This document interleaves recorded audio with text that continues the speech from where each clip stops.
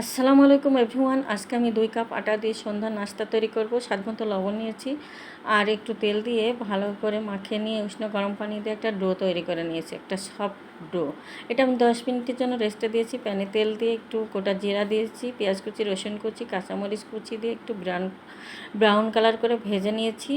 নিয়ে স্বাদমতো লবণ, 1 চামচ শুকনো মরিচের গুঁড়া, 1/2 চামচ হলুদের গুঁড়া, 1 চামচ ধনিয়া গুঁড়া, 1 চামচ জিরার গুঁড়া আর আমি 3টা আলু সিদ্ধ করে একটু ম্যাশ করে রেখেছিলাম, সেটা দিয়ে একটা পুর তৈরি করে নিয়েছি।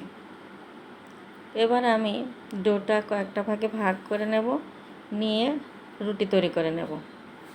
রুটিটা আমি বেশি বড় করব না।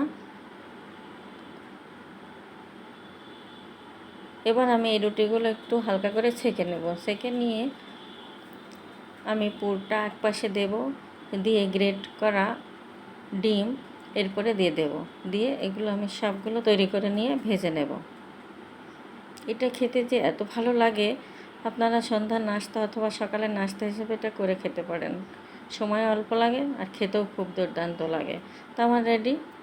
আল্লাহ হাফেজ।